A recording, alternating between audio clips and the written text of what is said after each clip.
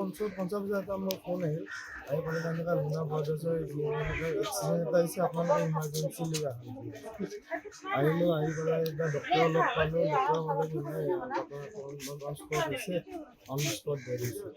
তাৰপিছত আমি গোটেইখিনি যাৱতীয় কাম কৰিলোঁ কৰি ৰাতি মৰ্গত ৰখা হ'ল তাৰপিছত আমি চানমাৰি দিছপুৰ থানালৈকে এজাহাৰ দিলোঁ এজাহাৰ দিয়াতে আমি যোনজন ড্ৰাইভাৰ আছিল ড্ৰাইভাৰৰ পৰিচয় গম পোৱা গ'ল কিবা ৰিপিট নাম্বাৰ নেকি ত' এটা গুৰুত্বপূৰ্ণ কথা এটাই কৈছোঁ মই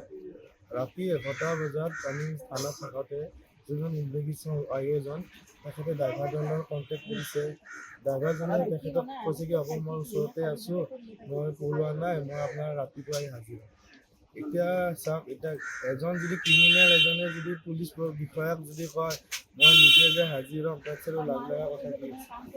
আজি ক্ৰিমিনেল এজন তেখেতে পুলিচৰ বিষয়াজনক কৈছে মই ওচৰতে আছোঁ অলপ ওচৰতে আছোঁ মই আমি ৰাতিপুৱা যাম এতিয়া যিবিলাক প্ৰশ্ন উঠি আছে তেখেত এলকহলিক হৈ আছে আমাৰো চবেই কৈছে কাৰণ 108ৰ যিবিলাক প্ৰতিনিধি আমি লগ পাইছিলোঁ ৰাতি চবেই কৈছিল ড্ৰাইভাৰজন এলকহলিক হৈ আছে এতিয়া ৰাতি 11টাৰ পৰা আজি ৰাতিপুৱা 12 ঘণ্টা হৈছে এতিয়ালৈকে তেখেতক আটক কৰা নাই তেখেতে আত্মসমৰ্পণ কৰিব নিজে কিন্তু পুলিচৰ বিষয়াজনৰ তাত গোটেই এভিডেন্স আছে তেখেতৰ তথ্য আছে পৰিচয় আছে তাৰপিছত এৰেষ্ট নকৰি এতিয়া আপোনাৰ কি টেষ্ট কৰাব মেডিকেল যেনিবা কৰালে তাত এলকহলিক কিমান পাব 12 ঘণ্টাৰ পিছত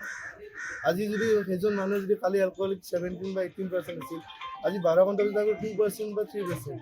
তাৰ কাৰণে আমি কি প্ৰমাণ কৰিব আৰু এইখিনি এইখন হৈছে সম্পূৰ্ণ গভৰ্ণমেণ্টৰ 108 কাৰণ এতিয়া 108 মানে গভৰ্ণমেণ্ট কোম্পানী আণ্ডাৰ আছে কিন্তু আমি পাব্লিকে কি জানো 108 মানে গভৰ্ণমেণ্টে আমাক এটা সুবিধা দি আছে গভৰ্ণমেণ্টৰ বস্তু হোৱাৰ কাৰণে এইটো মানে প্ৰশাসনৰ পৰা এইটো হেমাহি হৈছে কোম্পানী কোনো বিষয়া কোনো কৰা নাই এজন 108 কোনোবা এজন পাৰ্থ বৰুৱা বুলি তেখেতে এম্বুলেঞ্চ চালক এখনৰ ৰাতি এখন এফআইআৰ দিছে যদি এম্বুলেঞ্চৰ যোনজন 108 প্ৰতিষ্ঠান মেনেজাৰ পাৰ্থ বৰুৱা নেকি তেখেতে গোটেই ডিটেইলছ দিয়াৰ পিছতো গোটেই ৰাতি উৰে ৰাতি যদি জিলা প্ৰশাসনৰ পৰা আছামীজনক যদি কৰায়ত্ব কৰিব নোৱাৰি তাতছে লাজৰ কথা কি নিশ্চিতভাৱে মই অকণমান লুনাৰ কথা মই জানিব বিচাৰিম সুধিছিলোঁ ক'ত যোৱা মানে মই মঙলবাৰে কি ডকুমেণ্টছ লাগিব ভেৰিফিকেশ্যন কাৰণে বেংকৰ কিছুমান গাইডলাইনছ থাকে ডকুমেণ্টছৰ ক্ষেত্ৰত ত' ক'লে কি ডকুমেণ্টছ লাগিব মই এটা ভেৰিফায়াৰ ৰেডি কৰিম ত' তাৰ কাৰণে মই ওলাই যাওঁ ত' আমি কৈছোঁ এতিয়া যাবা জানো এতিয়া অফিচ বন্ধ বনাই যোনজন ব্ৰাঞ্চ মেনেজাৰ কৈছে আহা আমাৰ পূজাৰ কাৰণে ইমান কামো নাই আৰু যিটো আমাৰ আছে ডকুমেণ্টছখিনি আজি না আমাৰ চেক নহয় খালি তোমাক ডিটেইলছখিনি তুমি আহি যোৱা পাৰা যদি আৰু যিটো মোৰ ঘৰ আমাৰ ঘৰ জাপৰিকৰ ওচৰতে বেছি নিয়াৰ পৰা 2-3 কিলোমিটাৰ ৰাস্তা ত' আপুনি আহি যোৱা ডকুমেণ্টছখিনিৰ কাৰণে আৰু লুনাৰ লগত যোনজনে চলাই আছিল স্কুটিখন তেওঁ কোন আছিলে তেওঁৰ বন্ধু আছিল সেই বেংকতে কৰ্মৰত অচ্যুত বৰুৱা বুলি তেখেত কৰ্মৰত তেখেতে মানে তেখেতৰ থ্ৰু দি এইটো কাম নেকি সেই হৈছিল মানে তেখেতে কৈছিল গোটেইখিনি গাইডলাইন কৰি দিছিল চাকৰিৰ ক্ষেত্ৰত ত' তেখেতেও কৈছিল কি আহা এই ডকুমেণ্টছ এতিয়া এইখিনি অৱস্থা এতিয়া কেনেকৈ ইনচিডেণ্টটো আমি এতিয়া হেলমেট পিন্ধি আছে কাৰণ ঘৰৰ পৰা ওলাওঁতে হেলমেটটো পিন্ধিছিল মোক চিৰাং দ্ৰব্যতে হেলমেটটো পিন্ধিছে আনকি মই তাই এইখিনিও কৈছিলোঁ মোৰ ঘৰৰ চিৰিয়াখানাত নিয়াৰ 200 মিটাৰ হেলমেটটো পিন্ধি নালাগে কিন্তু হেলমেটটো পিন্ধি যাওঁ কাৰণ আজিকালি চব অনলাইন